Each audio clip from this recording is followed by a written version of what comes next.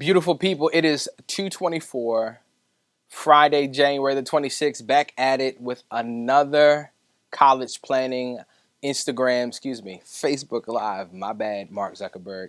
My name is Jordan Green-Ellis. I'm your debt-free degree coach. I want to take this moment to say thank you for those that are rocking out with me on a daily basis. I have something that I want to talk to you guys about today, but before we get into it, well, today's topic is 3 quick tips how to get more money from the FAFSA. If you don't know what the FAFSA is and you're planning for college, you definitely need to listen. It'll be an integral piece to you getting a college degree or your kids getting a college degree. But more importantly, getting it debt-free. For those who don't know, that's my specialty. I help families just like yours decrease and eliminate student loan debt. And today we're going to talk about 3 easy ways to get more money from the FAFSA. And this is not like a scheme. This is not like a scam. This is not like something under the table, okay? These are real practical steps that you can use, that you can implement in your college planning process every single year to get more money. But first, I want to clarify one thing that I said yesterday on my live when I was telling you guys about some financial aid information in regards to what the Department of Education will allow your student to borrow. And I said $180,000, right? And what I got confused was the amount of money. I got confused the amount of credits or the threshold of the amount of credits that the federal government will allow a student to take before they need to apply for more money, and it's 180 credits, except I said $180,000. Now, the point still remains as it pertains to the odds being stacked against you, because they will still let your baby borrow over $50,000 with no proof of income, with no job, with no pay stubs, with no nothing, with no ability to pay it back. So the odds are stacked against you. What I'm saying is this, y'all, you have to be able to make informed decisions in this college planning process so that you don't financially ruin your kids. Because even if they do give them a $55,000 loan, a $60,000 loan, or more, right? They're still being set up for financial demise if there are no means to be able to pay it back. So I wanted to clarify that. I got 180 mixed up with the amount of credits. And for those who don't know what that means, most undergraduate programs are 120 credits. So if you're taking 180 credits, that means you're in school for far too long. It means you've been in school for way longer than what you need to, and that $55,000 that they will originally begin to loan you will begin to increase more because you're in school for longer. So I wanted to clear the air on that because I know the financial aid folks are out to get me, y'all. I really hate to even have to address it in this way, but unfortunately, I've been getting some feedback from some folks in the financial aid industry that are defending themselves, if you will. And none of the content that I put out is intended to defame anybody's character in particular. My main focus, my sole focus, my goal is to equip families who, like mine, had aspirations for a college degree but didn't have the information and could not make an informed decision, and in turn made poor financial choices, and is still affecting us to this day. So I wrote a book all about how to decrease and eliminate student loan debt. I have programming and I have coaching for families like yours that I've been doing since I had the conversation with my mom, who told me she used a portion of her retirement funds to put her baby boy through college. Okay, devastating. No need to get into that. You can look at my post from yesterday to hear more about that. Today, I'm going to tell you 3 quick tips, and I'm going to be done by 2:40. Okay, so that is in 12 minutes or less. 12 minutes or less. 3 quick tips to be able to get more money from the FAFSA. The first thing that you need to understand, and this is actually not even one of the tips, but this is something that I want to include. You need to do the FAFSA. Okay, I don't care if you think you're going to get $1 or $10 billion from it. You got to do the FAFSA every year. It's important that you do it and that you are as punctual as possible. Every single year, this year has changed a bit, but there is an opening date for the following year. Every year for the FAFSA, there's an opening date for the following year. So this academic year is 23-24. This academic year we're currently in, January 2024, is 23-24. This coming fall, the academic year will be 24-25. Okay, if you're following me, take some notes. Okay, this coming fall it'll be 24-25, and the 24-25 application opened on December 31st, 2024. Okay, and so the same concept applies every single year. The upcoming academic year is the FAFSA will open for the upcoming academic year while you're in school or preparing to go to school. So if you go to school this fall, or if you're preparing to go to school this fall, your application is open and you should have already done it. If you are getting ready to go to school next fall, right, then your application will open this coming fall, whenever they choose to open it.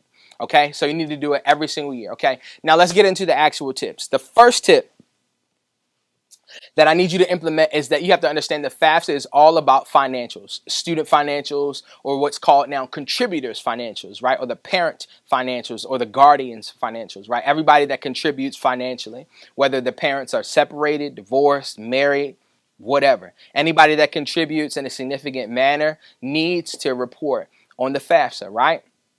And so that's the key. You make sure that you report only what the FAFSA asks, okay?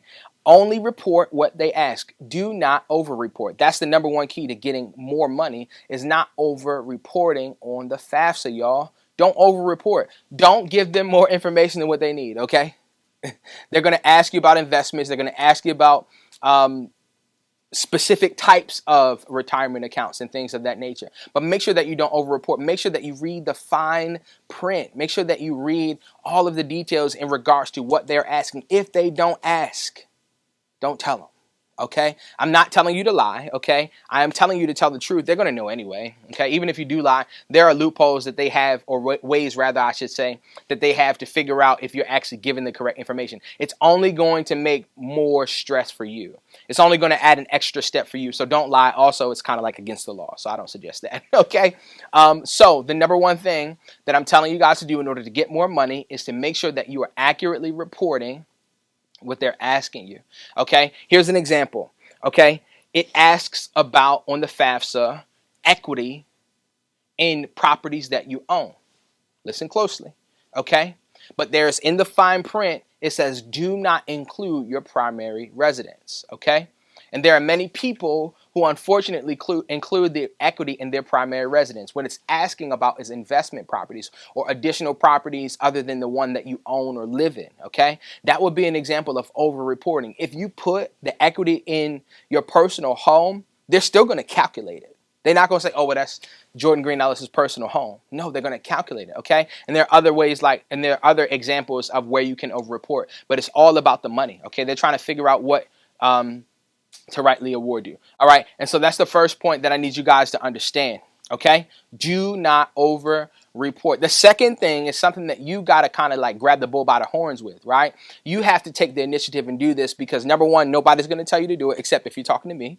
The Office of Financial Aid is definitely not going to do it because it's going to be more work for them, right? I kind of alluded to it yesterday, but I'll say it again. You can negotiate with these colleges and universities, okay? But more specifically, my tip to getting more money from the FAFSA is to not accept what they simply give you, especially if you have what's called an extenuating circumstance, okay?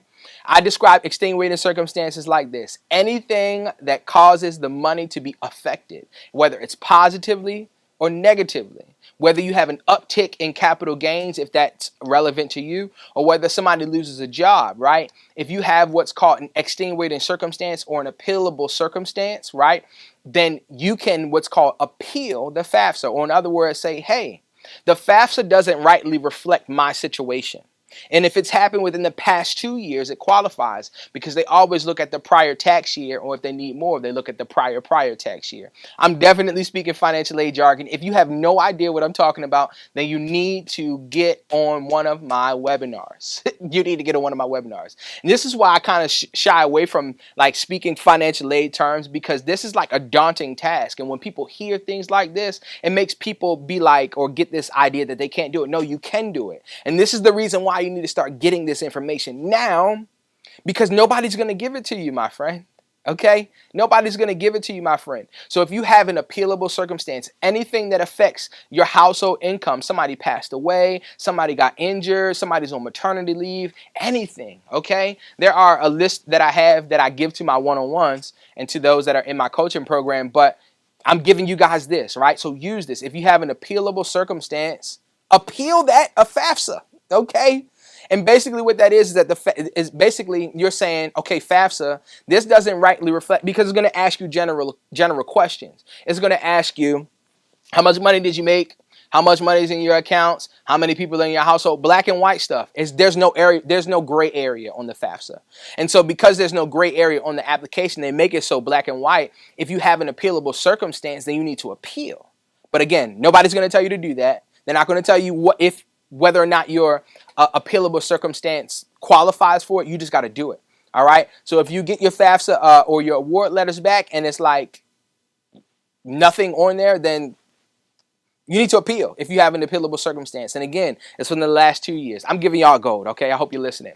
All right, the third and final thing before we get to it, I really want you guys to, I want to recap first, but more importantly, I want you guys to, more than anything, implement these steps, okay? Implement these steps. The first thing that I told you is do it every single year. That's a bonus, right? Make sure that you're as punctual as possible and that you do it every year because you got to pay every year, okay? The first actual step that I need you guys to take is to make sure that you are not over-reporting, okay? Do not over-report your financial information because they're going to calculate it, okay? And it's going to be too much of a hassle to have to go back and make corrections, and you're probably going to get selected for verification and a whole bunch of other stuff that I guarantee you just don't want to do, all right? The second step that I need you to take is to, if you are able to, or if you have an appealable circumstance or an extenuating circumstance, or in layman's terms, something that has caused the financial situation in your house to change, whether it be a significant uptick or something that decreases the financial information, then I want you to appeal the FAFSA, okay? Now, another live, I'll talk about what that actually looks like. But again, the Office of Financial Aid is not going to beat down your door. They're not going to say, hey, Jordan, you know you can appeal this FAFSA so we can give you more money. They're not going to do it. So I need you to take the initiative. All right, the last and final tip that I'm going to give you guys to get more money from the FAFSA is to do some more work on the front end. Okay, too many times we get hung up in the idea of a dream school. We get hung up on the idea of brand name schools, what I call them, and that's cool. There's nothing wrong with it except for you can't afford it. And if you can't afford it, why are you even pursuing this school? If there are options to pay for it, knock yourself out. But if there are not, on the front end, you should know that, hey, this school costs $60,000 a year. This school costs $60,000 a year. It's called financial aid, not pay all of your school for you. And so you have to understand that this is just to assist what you already have in place. Here's a key that you need to actually implement. Understand this. Here's some more financial aid jargon for you guys, okay? The school or the Office of Financial Aid can only give you a certain amount. Okay, it's called a cost of attendance. Once they get to that threshold of the cost of attendance, and they probably won't even tap that all the way out. Okay, I told you guys a story yesterday, right? But once they get to the cost of attendance, they can't give you anymore, right? And so even if they max out your cost of attendance and what aid they can give you, and that school is $60,000 a year, and they only could give you 10 or 20, right? Where's the rest of it coming from? So here's the point. Here's the tip to getting more money out of the FAFSA is making sure that the school that you are pursuing or potentially pursuing an education from is within the realm of affordability. Because again, they can only give you up to a certain threshold based off of your financial information. Okay? So if you know you're a high income earner, know that you're not going to get as much debt-free funding, if at all. Supposedly, about 600,000 more families will be qualifying for debt-free funding or grants this year from the federal government, but it's probably going to be more or less the same, right? High-income earners aren't going to be able to get as much debt-free funding. So, on the front end, you need to put schools on your radar or put schools on your list that are in a certain category as far as tuition and fees goes, because the Office of Financial Aid can only give you a certain amount. Here's your tip, right? They're only going to give you to that cost of attendance, right? And so you know if the school is astronomically high, right? If your school is astronomically high, there's still a limit. So if you don't have no money set aside, you don't have a Coverdell, you don't have a UGMA, you don't have a 529, any type of investment, if you don't know what I'm talking about, you need to get in my program, right? If you don't have any of those types of things, where's the money coming from? Here's my last tip. I want you to do research on the front end for schools that have a lower cost of attendance. I want you to find schools that have a lower cost of attendance. You can still you very much so can get a quality education. Furthermore, college is what you make it. I don't care if you go to Harvard or Yale. If you sit in your dorm room for 4 years, you'll just be a student at Harvard or Yale. It's not worth more.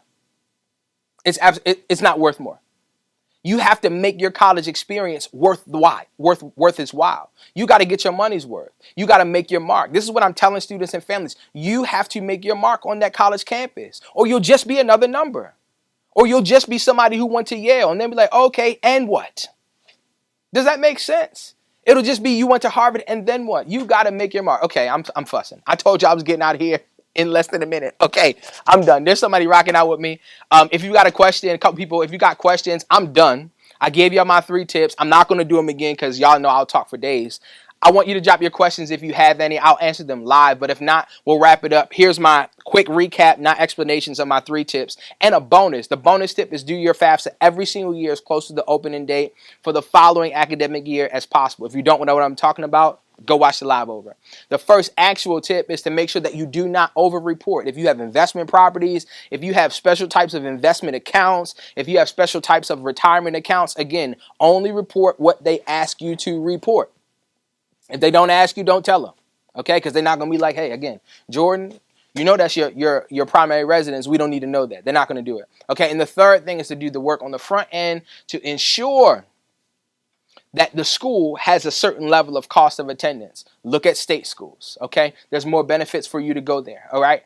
There are no questions. It's 2:40 on the dot. I told you guys I would be out of here in that time frame. I sincerely hope that you're well. If you have more questions, you can drop your questions, but I want to encourage you to get to one of my seminars, or matter of fact, let's just do this. I want you guys to download my free ebook. There's a link right here in the description, in the first comment that's pinned, and it's called The 15 Parenting Pitfalls in College Prep that ultimately leave your child drowning in student loan debt. And if you're preparing for college, especially in the next 2 to 4 years, you're doing all of them, okay? You can't rely on anybody else but yourself or me, because I'm here to help you. Click that link, download the free ebook, keyword free, okay? And I promise you it's going to get you towards a debt-free degree. I'm Jordan Green-Ellis, your debt-free degree coach. I'm signing out, but I'll see you soon.